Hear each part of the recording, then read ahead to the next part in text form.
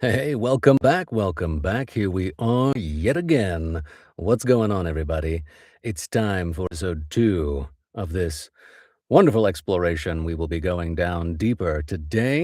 We start today, we'll get right into it with a case for angels. We will explore more in depth the motivations of the fallen angels, the 200. And we will look at some overlaps with the 9. Some interesting little tidbits we're going to be touching upon today. So, welcome, welcome. Here we go. Let's get to hanging. So, first, the case for archangels as bringers of knowledge and enlightenment. Raphael literally teaches Tobias. We touched upon this yesterday, but the most underappreciated aspect of the Tobit narrative is that Raphael is not simply a supernatural enforcer, he's a teacher. Look at what he actually transmits to Tobias on their journey. Practical medicine, how to harvest and preserve organs of the flesh, pharmacology, what each organ does, the liver, the heart for exorcism, gall for healing and blindness. Spiritual wisdom, the power and efficacy of prayer in marriage. Navigation, how to reach Ragiel safely, his family member. Discernment, how to recognize and respond to demonic interference. Reorganizing the windows. Yeah. None of this knowledge existed for Tobias before Raphael arrived.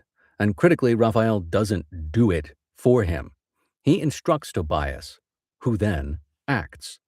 The burning of the fish organs on the wedding night is performed by Tobias, not Raphael. The healing of Tobit's eyes is performed by Tobias, not Raphael. Raphael's model of knowledge transmission is empowering rather than dependent. He raises the human to competence and steps back, waiting for his turn. This is, in a real sense, the deepest form of enlightenment teaching. Not giving a fish, but teaching to fish. And it comes from a loyal archangel, not a fallen one.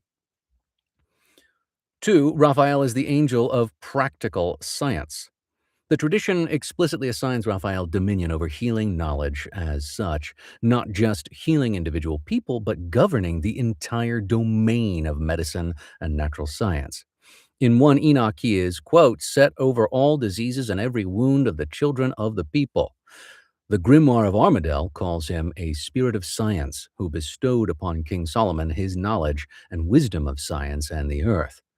This creates a fascinating inversion of the fallen angels as science givers narrative. The Watchers 1 in Enoch teaches metalworking and astronomy, right? The Watchers do this. But Raphael, from within the loyal hierarchy, is the angelic patron of medicine, healing, and natural knowledge. If the Watchers gave humanity the tools to make weapons, Raphael gave humanity the knowledge to heal the wounds those weapons make. Which gift is more humanizing? Good question. 3, Gabriel and the transmission of revelation. So here we're touching upon the other archangels. Gabriel's role across Judaism, Christianity, and Islam is almost entirely one of knowledge transmission to humans. He explains Daniel's visions to him, cosmic knowledge about history and eschatology. He announces to Mary the incarnation, arguably the pivotal revelatory moment in Christian theology. He dictates the Quran to Muhammad over 23 years. Maybe. In Islam, Jibril, is literally the angel of divine revelation. Sure. In every case, Gabriel's knowledge transmission is not incidental to his mission, it is his mission. He's the divine messenger precisely because God wants humans to know things. The loyal archangels, far from suppressing human consciousness, are the primary vehicles through which divine understanding enters human history. 4, Michael as protector of the conditions for growth. I like this framing for Michael. Michael's role is often misread, or I would argue, not totally taken into the entirety of understanding as purely martial, right? He's the dude that comes in with the sword. But in Daniel 10 and 12, Michael is specifically the guardian of Israel, which means the guardian of the covenant community, the people through whom divine revelation and wisdom are preserved and transmitted to the world. Protection in this context is not suppression, it's the creation of safe conditions for consciousness to develop. A library needs walls, not to trap the books, but to protect them from burning. Michael's warfare is the warfare of preserving the space in which humans can grow, pray, study, and reach toward God without being annihilated by forces that would destroy them. The archangels as mediators of divine consciousness itself. In the Jewish mystical tradition, particularly in Merkaba mysticism and later Kabbalah, the archangels are not separate beings who occasionally drop knowledge on humans. They are the living structure of divine consciousness as it manifests in the cosmos. Each archangel governs a sephira on the tree of life. And as we move forward, I just want to say we're going to start to talk about these what we would initially call beings also as vectors or avenues, channels, transmission lines. They are the mechanisms as well as the beings that bring forth an expansion in awareness and growth in consciousness. And it's not just the archangels that we'll touch upon when it comes to this dual definition. It's a very interesting thing. And my mind just spun out right there a little bit. Could we also consider ourselves not just beings, but also vectors of particular actions or agendas in our world, too? Tesla was a dude, but he was also the channel for which a lot of information dropped on us all at once. Interesting thing to think about. So, Raphael governs Hod in the Tree of Life. And let me share the Tree of Life here.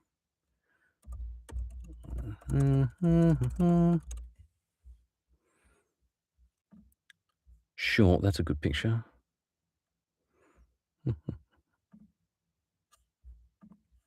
Great. Okay. We're gonna share a picture. Um, picture. Cool. All right. So we got the Tree of Life here with us. Raphael governs Hod. You can see there, kind of bottom left, yellow. Splendor, communication, healing, and Tippereth, beauty, the heart center, and the solar principle here in the middle, the orange 6. Gabriel governs Yesod, foundation, the unconscious, dreams and visions, and Michael governs Geburah. Geburah, strength, discernment, divine justice. Human spiritual development in this framework is literally the process of ascending the tree, integrating the qualities of each sephira into consciousness. The archangels don't block this ascent, they govern the rungs on the ladder. Awakening in Kabbalistic terms happens precisely through deepening relationship with the archangelic forces, not in opposition to them. So we're going to move on here to the Asmodeus problem and why it demolishes the fallen angel liberator case. Again, Asmodeus may well be a Nephilim and offspring, though it does not detract from this particular perspective here of breaking down the effects ultimately that the fallen brought upon human experience. So this is where my instinct, according to Claude, was exactly right. A little sycophantic, but I appreciate it, and it's worth being very precise about why. The liberator narrative requires a specific claim. For the fallen angels as humanity's benefactors argument to hold, it's got to demonstrate that fallen beings act out of genuine love or compassion for humanity to transmit knowledge that genuinely empowers human consciousness and suffer for doing so, paying a price that demonstrates the sincerity of the gift. Now, Prometheus checks all three of these boxes, which is why, as I continue exploration into this information, it seems like maybe this happened more than once.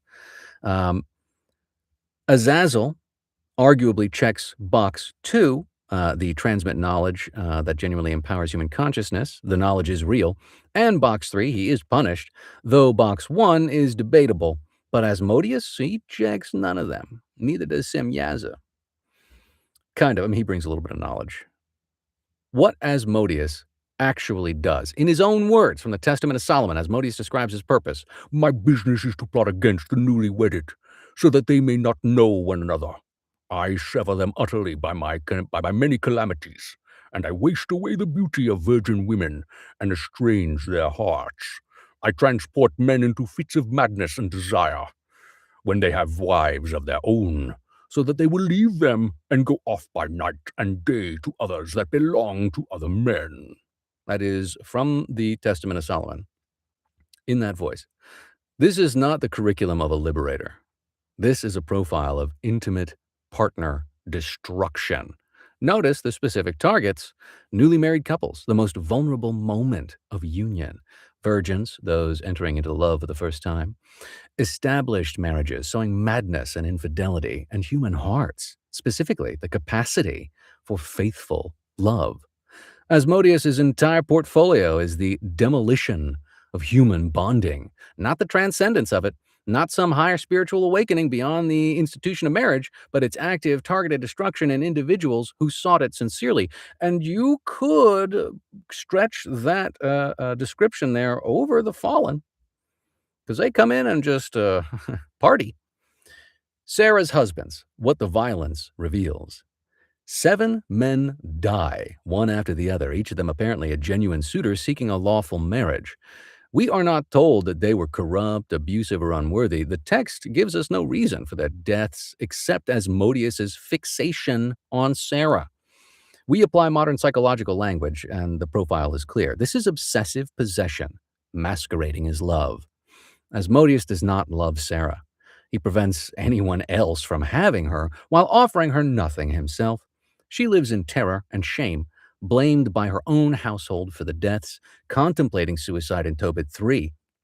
The fallen angel who loves humanity has left a specific human woman in suicidal despair, surrounded by 7 corpses of men who tried to reach her. The Zoroastrian origin of Asmodeus as Aishmadeva, the demon of wrath, is telling here. He was never the demon of wisdom or illumination. He was a demon of violent, destructive rage from his very first appearance in human religious literature.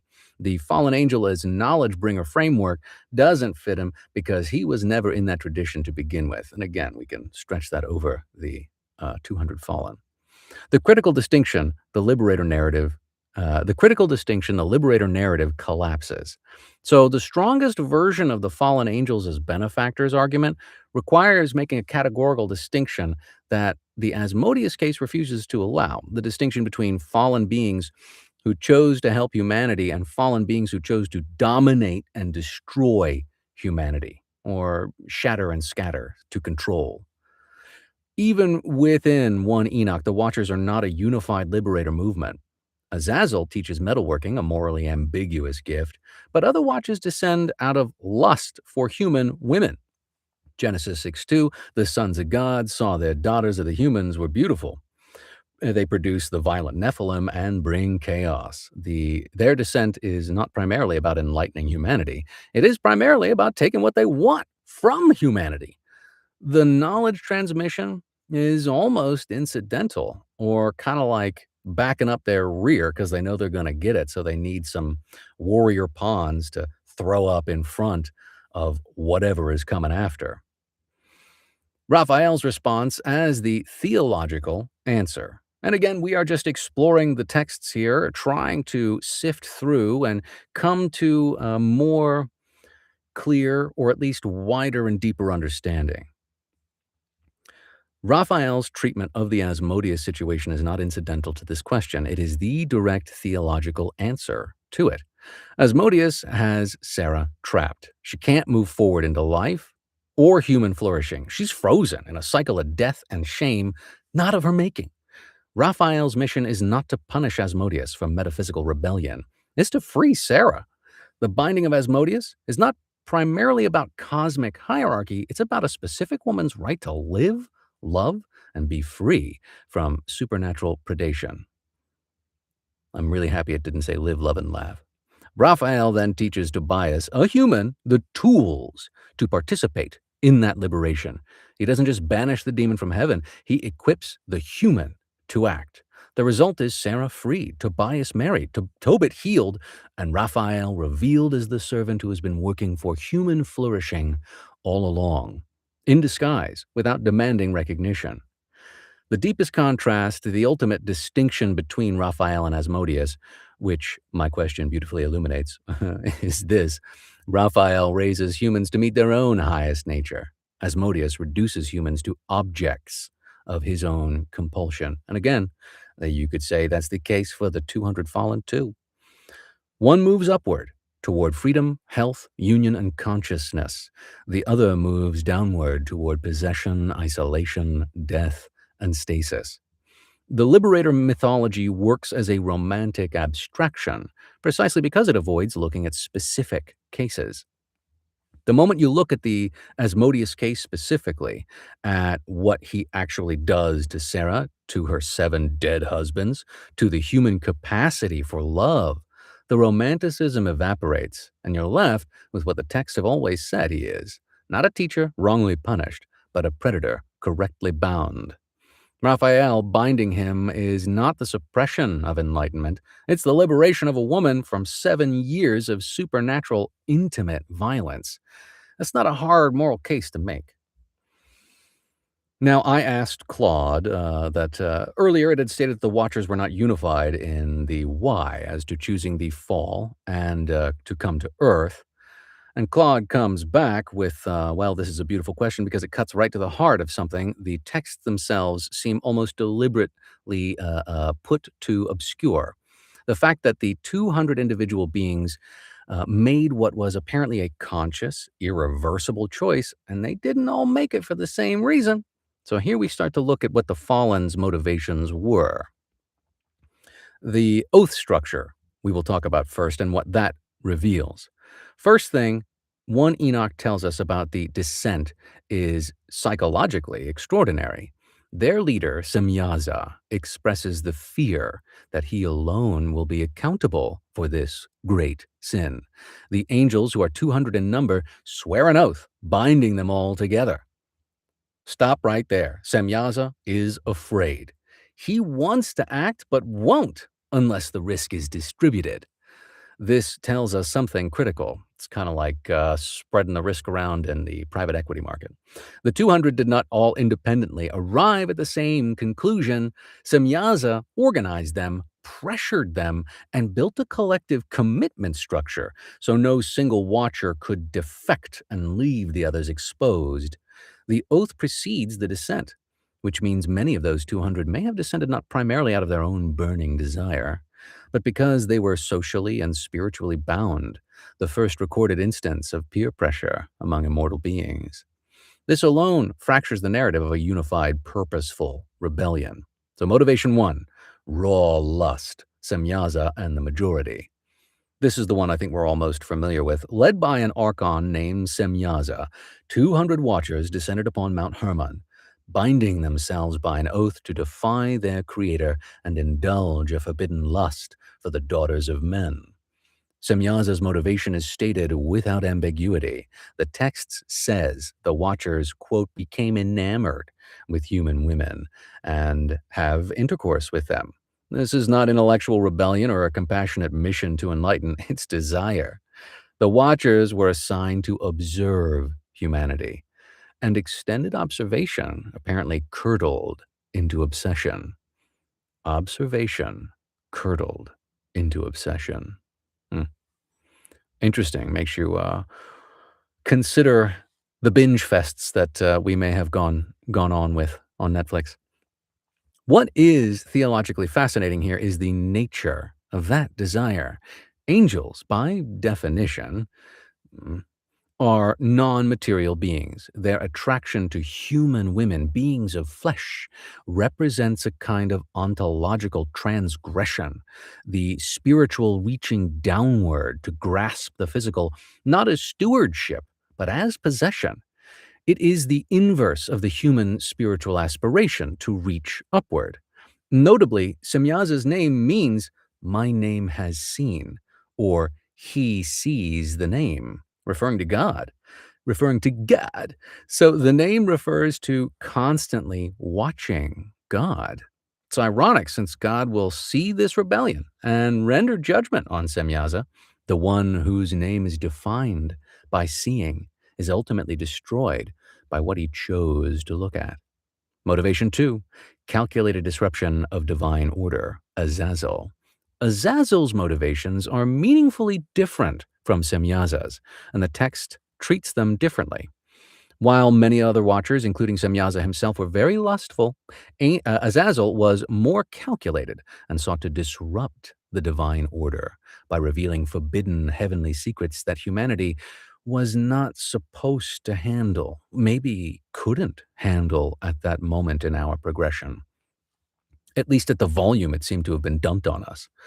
His specific curriculum, metallurgy, weaponry, cosmetics, mining, alchemy. I mean, cosmetics, look at that. We got metallurgy, weaponry, mining, alchemy, and makeup. That is very interesting. Like, all right, we're going to teach you how to slice and dice and brew some stews. We're going to get you down to mine and get those precious metals, and then we're going to make you pretty. That's not incidental. Azazel receives the material arts, metal weapons, decoration. Semyaza receives the immaterial arts, enchantment, the hidden properties of plants, the manipulation of the natural world through knowledge rather than tool. This distribution of teachings across the Watchers follows a logic. Each one transmits the domain closest to their own nature. But Azazel's motivations remain the most debated. In 1 Enoch 10:12, he delivers a remarkable verdict. All the earth has been, or it delivers in Enoch, wonderful verdict. All the earth has been corrupted by the effects of the teaching of Azazel. To him, therefore, ascribe the whole crime. Yeah, that's not Azazel. That's God. Azazel is blamed for the corruption of earth. Azazel. This is extraordinary. The text singles out one watcher as bearing primary responsibility for everything that followed, not Semyaza, who organized this whole thing, not the Nephilim, who committed the violence, Azazel, the teacher.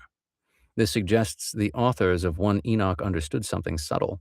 Lust produces offspring, but knowledge restructures civilization. Semyaza's sin was biological, Azazel's was cultural. You could almost say consciousness warping. The weapons and vanity he taught outlasted any individual act of desire and propagated through generations. Motivation 3, shame turned to recklessness, Gadriel. Uh, Gadriel's story adds a dimension none of the others have, pre-existing guilt. This is the first time I was exposed to Gadriel's story. Um, uh, this is Gadriel's driver of rebellion, right? So, due to his failure for preventing the serpent from entering the Garden of Eden and being tricked by the morning star, Gadriel was shamed and scolded by God and the other angels.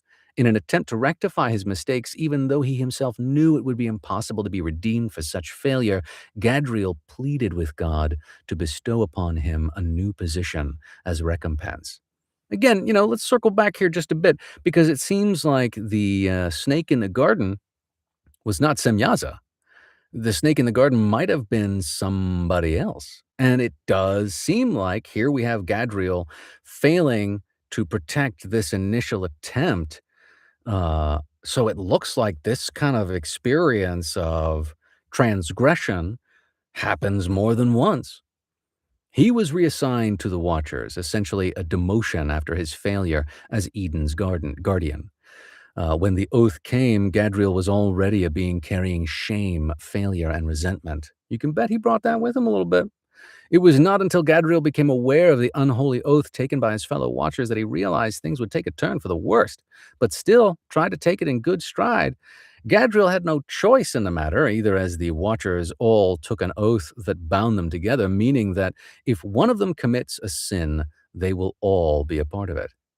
This is perhaps the most humanly recognizable motivation in the entire catalog, a being already compromised, already partially fallen and standing, who finds themselves caught in a collective oath they didn't fully choose. unable to extricate themselves from a trajectory set in motion by their own prior failures. Gadriel is the watcher who was already halfway down before the descent began. Sorry, Gadriel. Motivation 4, the compulsion to teach. Uh, Penemue, Penemue, Penemue, Penemue. Penemue is one of the most philosophically haunting watchers because his sin is specifically the transmission of wisdom and literacy. Literacy. The text in 1 Enoch 69 reads, "He taught the children of men the bitter and the sweet, and he taught them all the secrets of their wisdom. And he instructed mankind in writing with ink and paper, and thereby many sinned for eternity to eternity until this day." For men were not created for such a purpose, to give confirmation to their good faith with pen and ink, for men were created exactly like the angels, to the intent that they should continue pure and righteous. And death, which destroys everything, could not have taken hold of them, but through this, their knowledge, they are perishing. I'll admit, the idea of writing in and of itself doesn't seem to be so bad. There's nothing wrong with making history, although, let's be honest, we all know that that term, history is written by the victors. So it's almost like he gave us the ability to fool ourselves. All right, we're going to stop sharing this. There we go. Okay. So this passage is staggering. The text explicitly condemning writing itself as a corruption, the capacity to encode knowledge in permanent form, to make agreements by inscription rather than oral covenant, to transmit wisdom across time and death. And yet every tradition that preserved this condemnation did so in writing. Penemue's motivation appears to be something close to genuine compassion or pedagogical compulsion, a teacher's drive to share what he knows. I gotta teach. The text doesn't accuse him of lust or calculated malice. His sin is the love of wisdom and the desire to transmit it, or the compulsion to transmit it. That the text treats this as equivalent to the other corruptions is itself one of the most philosophically significant moments in all of the Second Temple literature. Motivation 5, peer pressure and the collective oath, the unnamed majority. Yekwan or Jekwan was the ringleader who first tempted the other watchers into having sexual relations with humans. His accomplices were Asbiel, Gadriel, Penemue, I'll get it, and Kazde, who were all identified as individual Satans. Interesting there too, right? They ain't no one Satan. Satan is a title. Here we have an internal watcher hierarchy of temptation. Yekwan, or Jekwan, specifically as the one who moved the others toward transgression before Semyaza formalized the oath. This suggests that among the 200, some were actively agitating, some were persuaded, and some were swept along. The texts never pretend the 200 were unanimous in their desire of clarity or purpose. This is also a great way of just being like, okay, beings continue to be beings no matter what level they are on, right? We've all got individuality that seems to continue on in one form or another and carry on with us, even the shortcomings. Semyaza and associates further taught their human charges arts and technologies such as weaponry, cosmetics, mirrors, sorcery, and other techniques that would otherwise be discovered gradually over time by humans, not foisted upon them all at once. And I think that's an important thing to read again. These are techniques that would otherwise be discovered gradually over time by ourselves. But we got a dump so fast and so thick that we were drowned by the information and unable to process it within ourselves in a natural kind of pace. That last cause, not foisted upon them all at once, is a remarkable editorial judgment. The sin is partly about timing. The knowledge itself was perhaps inevitable. The crime was the velocity. Mm-mm. Motivation 6, domain expertise expressed as teaching. The specialist watchers Several watchers seem to have fallen less out of lust or rebellion than out of what we might call disciplinary overflow. They taught what they knew because that's what beings of their nature do, which kind of diminishes what I said right there. I mean, they are compelled to do what they do in any and all settings. Arakiel taught the signs of the earth. Armaros taught the resolving of enchantments. Barakel taught astrology. Ezekiel taught the knowledge of the clouds. That's Ezequueel. Kokobiel, which is I have to admit, that's a fun name. Kokobiel taught the mystery of the stars. Sariel taught the courses of the moon, which was at one time regarded as forbidden knowledge, which, especially if the moon is really a space base, they'd probably want to keep that under wraps as much as possible. Makes you wonder. Mm. Semyaza himself taught enchantments and root cuttings, placing him at the intersection of medicine and magic, the field where the boundary between legitimate knowledge and forbidden knowledge was most difficult to draw. The specialist watchers are the most troubling category for any simple moral reading. Each one taught their specific domain: astronomy, metallurgy, herbalism, enchantment. Many of these domains are not inherently destructive. The sin in these cases appears to be less about the content of the teaching and more about the context, the violation of the boundary between angelic and human realms, the mixing of ontological levels, the collapse of the distinction between observer and observed that was their original mandate. The deepest pattern and what divides them all when we lay it out, the motivations side by side, a taxonomy emerges. Semyaza, primary motivation, lust for human women, and the nature of the sin, which is the desire crossing ontological boundary. Azazel, calculated disruption of divine order, and the nature of the sin, ideological rebellion through knowledge. Gadriel, pre-existing shame, social entrapment, failure compounded by oath. That oath had a lot of power.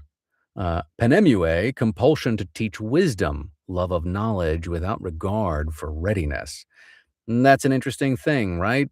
At what point does one become ready for knowledge? Well, there are certain things that we all have to go through before we are ready for certain knowledge. Depending on how old you are, certain information about engaging with others might or might not be ready for you. Consider that at your leisure. Yekwan, the temptation appears. Hey man, she's looking pretty good down there. Corruption of the community itself. Specialist watchers, the domain expertise overflowing its proper bounds. Boundary violation through vocation. What unites them is not a shared purpose, but a shared structural failure. Hey, what's happening, Moon Square Mars? Hey, well, I appreciate you. Awesome, awesome. It's a pleasure to have you here. Continue and, considering and engaging and exploring angelology is totally worth it, I think. There is only benefit in expanding our knowledge. So I'm very pleased that you are here. Yeah, that's a little synchronicity. All right. And yes, definitely rewatch at your leisure. Okay, let's see, where were we? The original Watcher mandate was to observe and protect the conditions of human development. Every category of transgression here represents a different way of collapsing that protective distance. The final irony and its relevance to Asmodeus. This brings everything back to our original observation in the Book of Tobit. Asmodeus, if we place him in this lineage, represents the purest expression of the Watcher failure. A being who is supposed to exist in relation to human as protector or observer, who instead collapsed the distance entirely into obsessive possession. He doesn't teach Sarah anything. He doesn't desire her in any reciprocal sense. He simply prevents anyone else from having what he refuses to give. He is the Watcher pathology distilled in its most naked form: desire without gift, proximity without love, power exercised purely as the denial of another one's freedom. Raphael, standing over and against all of this, represents what the Watchers were meant to be: a being who maintains the proper distance, who teaches rather than possesses, who empowers rather than depends upon, and who ultimately withdraws. Do not fear, peace be with you. Once the mission of human flourishing is accomplished, he is the Watcher who never fell. And in his conduct toward Tobias and Sarah, we see precisely what the 200 abandoned when they descended to Mount Hermon and swore their oath. So I then went and asked Claude, okay, I'd actually like to discuss the nine now from Andrea Puharich's channelings in correlation with what we've explored. And I had recently come across the Substack of Dr. Heather Lynn. Highly recommend. Really great writing, really great Substack. I mean, I bought into it. I'm paying $9 a month. But even looking at the free article versions is well worth your time. If only, again, to explore and expand and deepen our consideration of what we are getting dipped in hard and fast these days. So Claude responds, the Council of Nine, the Puharich channelings, and their relationship to the Watcher tradition. And before we go on, so I was like, hey, could we consider that maybe there's some overlap here with these channelings that come through and what the Watchers try and do? And I had initially just kind of thrown out some comments, and my goodness, the people all over X who are into this stuff are brilliant. In particular, Jean-Luc Infini recommended me this book here, The Only Planet of Choice. This is the compiled channelings of the nine.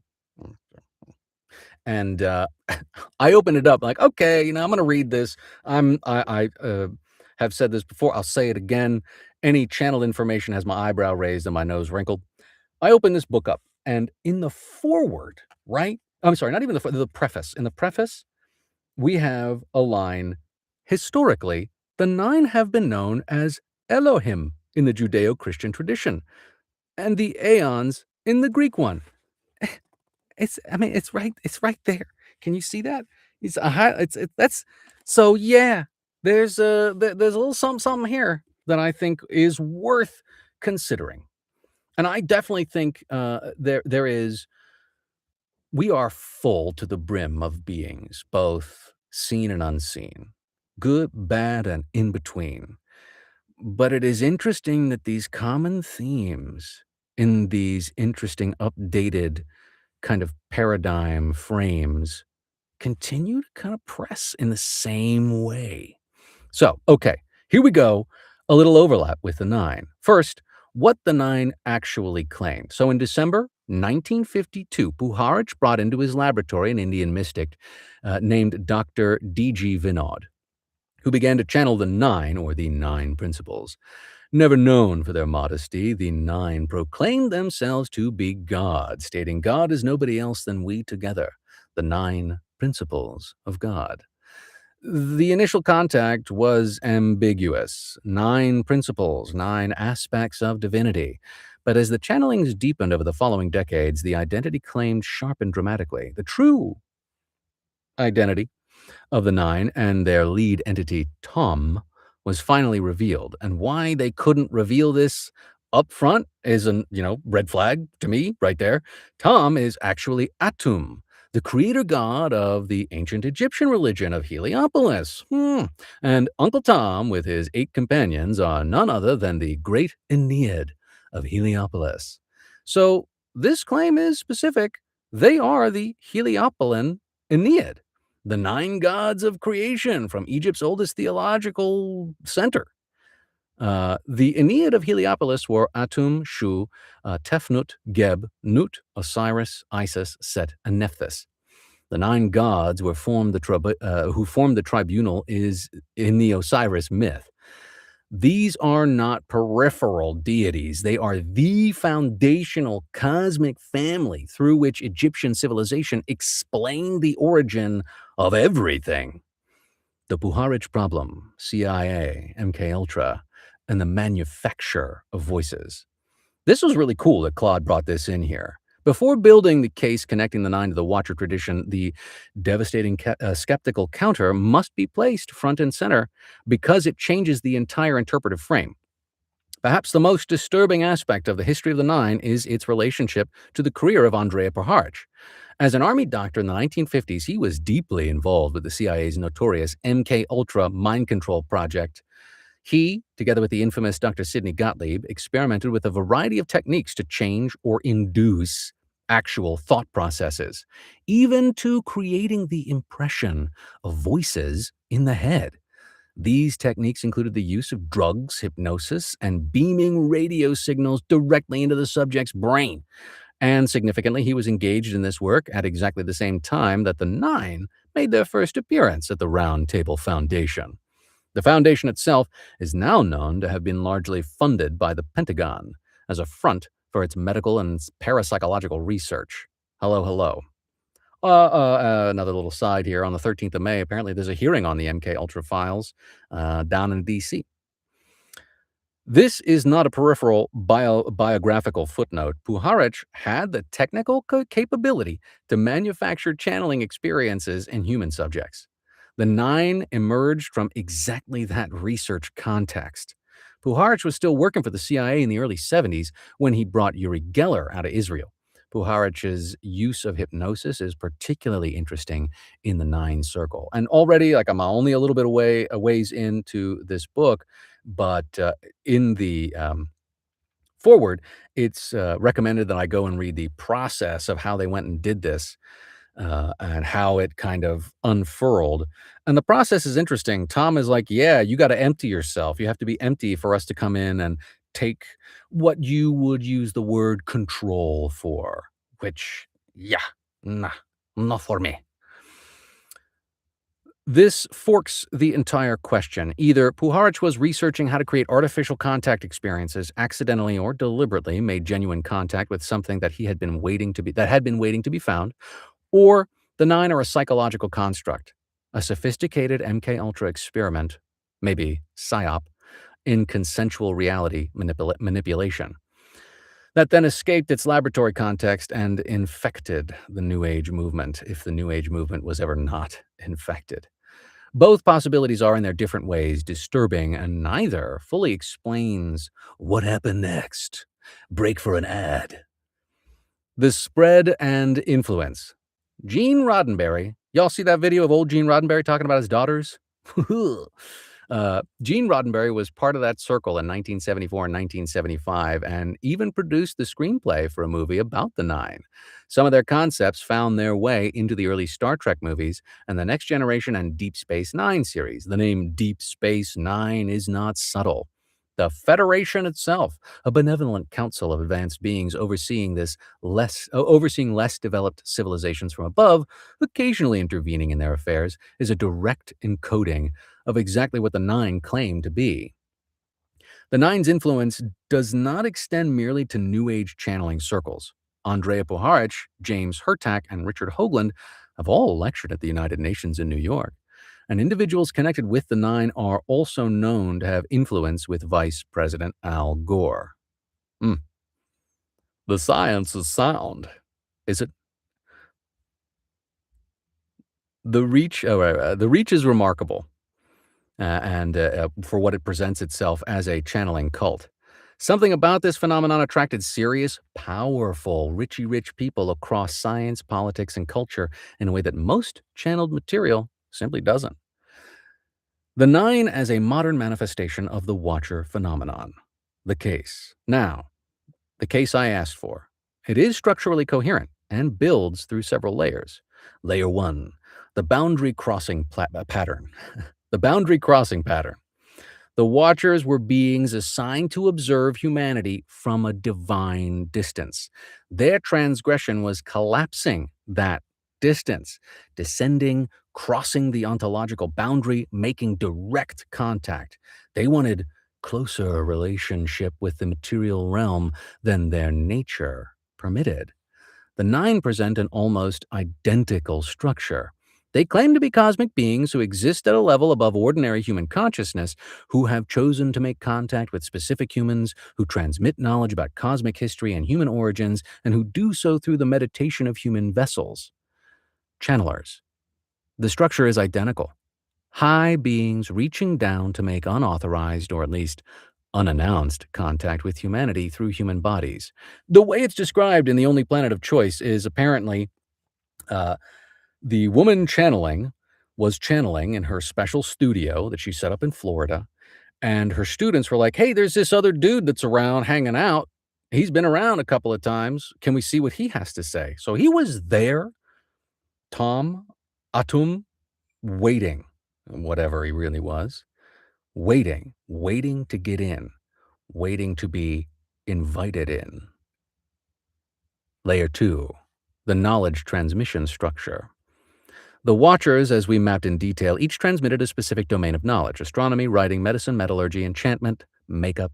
The 9 similarly transmit cosmological and historical knowledge: human origins from stellar seeding, the nature of the divine hierarchy, the structure of consciousness. The content differs, but the pattern? Cosmic beings educating humans about reality in a way that restructures civilization. That's identical. Layer 3, the human body as apparatus, and this references Dr. Lin's framework. This is where the article that I had dropped in becomes indispensable. Dr. Lin traces the frankest doctrine of the Iber, the use of human bodies as apparatus for higher entities, through Jacob Frank, Sabbatai Zevi, and the Lurianic Kabbalah, the Dionysian mystery cults, and into contemporary culture. Her core argument is that the entities are the operators. The human participants are vessels. The Watchers enacted this theology literally. They didn't send messages to human, they entered the material realm through human bodies, specifically through sexual union. The Nephilim were the physical product of that entry. The 9 are doing something structurally analogous, but more refined, entering human consciousness through the channeling state rather than through biological union. The technology has evolved, the ontological move is the same. An entity of a different order using a human nervous system as an interface with the material world. The Frankist tradition that Lin documents, the participant is not the operator, the descended divine spark is the operator, is explicitly a rearticulation of Watcher theology. Frank's followers were performing a ritual designed to summon and house entities using human bodies as the apparatus. The theology of the Iber is the technology of the Watchers, laundered through 18th century Kabbalistic mysticism and then transferred into 20th century channeling practice. Layer 4. The Ennead identity claims as a tell. The 9's choice to identify as the Heliopolan Ennead is revealing in a specific way. The actual Aeneid of Heliopolis is a theological construction. It's a narrative family of gods assembled by the Heliopolan priests to explain creation and legitimize divine kingship. They were not, in Egyptian theology itself, a pre-existing council of cosmic beings. They were a mythological system. For the 9 to claim this identity suggests one of two things. Either they are genuinely the deific principles that the Heliopolan myth was encoding, meaning the myth was always pointing at something real that the 9 now present directly, or they are choosing a specific Egyptian identity for strategic reasons, because Egyptian divinity carries maximum cultural authority and minimum doctrinal resistance in the post-Christian West. The Watcher parallel. The Watchers descended to a specific place, Mount Hermon, in a specific number, 200, with a specific leader, Semyaza. The 9 presented themselves in a specific number, 9, with a specific leader, Tom Atum, identified with a specific place, Heliopolis. The structural precision suggests entities who understand the significance of these numbers and locations, not beings generating a generic mystical narrative. Layer 5. The racial theology is a red flag. Tom, in The Only Planet of Choice, explains that all the races of the Earth were seeded from space gods, except one. Space gods, except one. The indigenous race, the blacks, and that makes me uncomfortable. He is very careful to urge us not to make an issue of this, even though he decided to say it. I mean, that's all of a sudden, like, right there. Why are you dropping that in the channel, man? That is weird. The statement, hold on. Okay, so, right. He's very careful to urge us not to make an issue of this. After all, it's not the black race's fault that they have no divine spark like the rest of us. What? I have to reject that wholeheartedly. If we're here, we got something in us, all of us, and the opportunity to refine and grow it. I don't care what you say. If you're an NPC, then you're an NPC by choice, not by predestination. The way I look at it. I could be wrong. I'm just a dude. The statement here is the most damning thing the Nine ever transmitted, and it maps directly onto the Watcher problem. The Watchers produced the Nephilim, a hybridized elite of divine human offspring who considered themselves superior to ordinary humanity and expressed that superiority through violence and domination. The Nine's racial hierarchy of divine sparks is the same theology. Some humans have the seed of divine inheritance, others do not.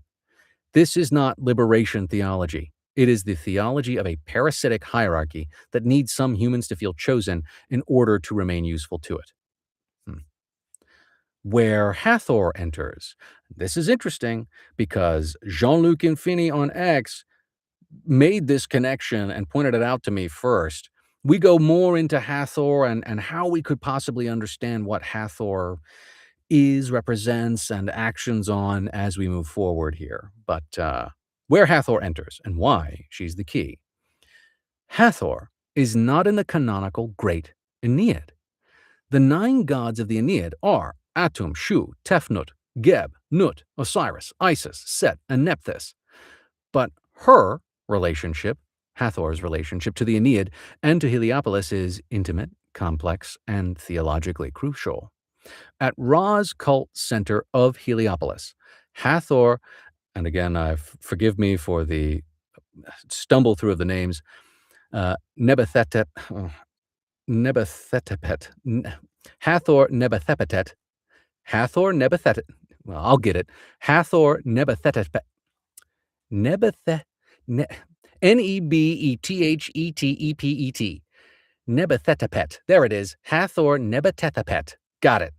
Hathor was worshipped as his consort.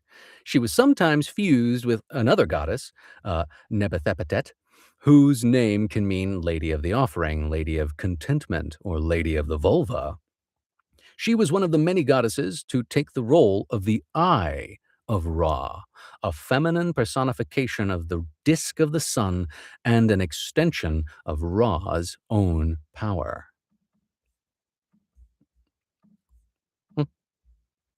Hathor is, in a very precise sense, the feminine power of Atum-Ra made manifest in the world. Not a member of the Aeneid Council, but the operative force through which that council acts in the material realm. She is the mechanism, not the hierarchy. Her domains are almost a perfect index of everything we've been discussing. Love and sexuality, the domain through which the Watchers entered the material realm. Music and intoxication, her great festivals at Dendera involved ritual drunkenness and ecstatic states explicitly designed to dissolve the boundary between the worshipper and the divine. The sky and the sun. Her body was sometimes understood as the vault of heaven itself. The Milky Way was her milk. The threshold between life and death. As Lady of the West, she received the dead. She governed the crossing point.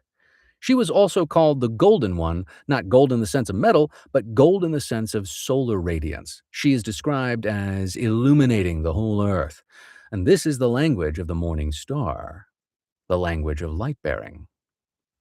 The connection to Dr. Lin's ritual framework is direct. Hathor's major festivals, particularly the Festival of Drunkenness, were explicitly structured around the use of music, intoxication, and erotic energy to pacify the wrathful eye of Ra and invite its return into its gentle, creative form.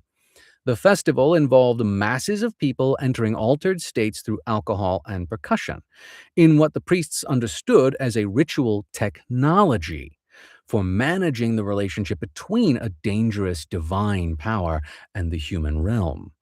This is precisely the framework Lynn is describing.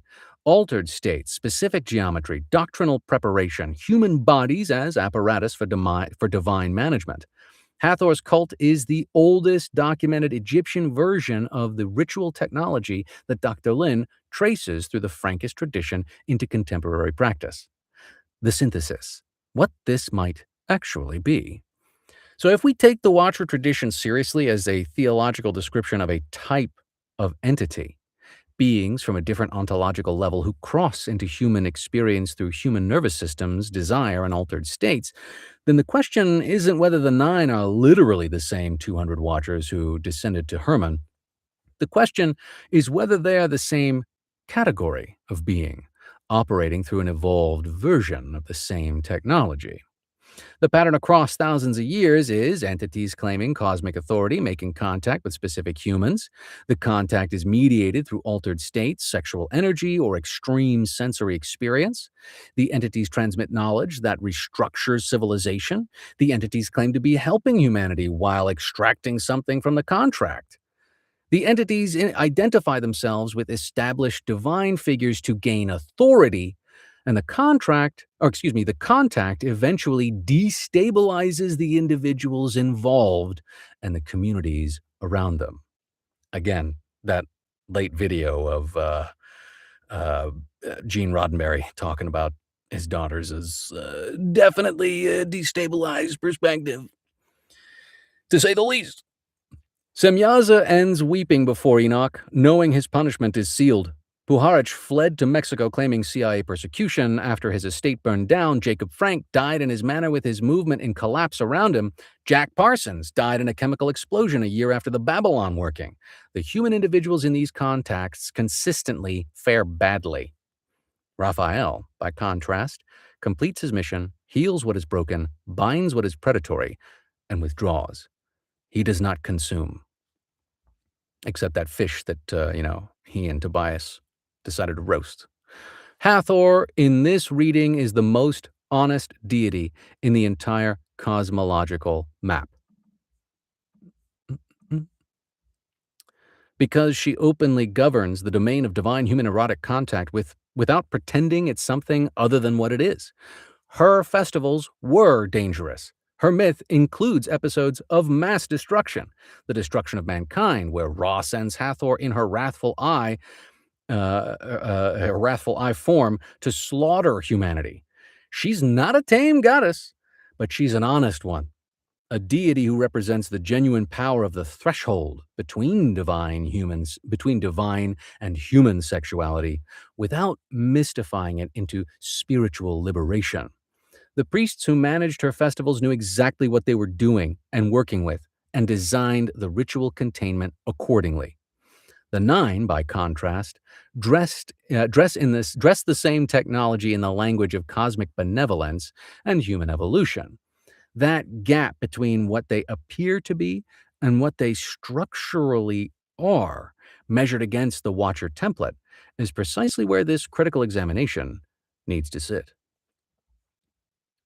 Now, let's see here. All right. I think that's a great place to pause, because now we're getting into Hathor time and beginning to talk about Hathor as a mechanism and the deepest layer of the Egyptian cosmos. This is going to be where we kind of ratchet up and begin to look at these, again, entities not simply as entities, but also as mechanisms, as vectors, technology, channels themselves for energy, information, and action to be transmitted, be actualized in our physical lived experience in this realm, in this space. That's what we'll be hitting on next. This is a blast. I'm having a great time. Thank you for hanging, and I'll catch you on the next one.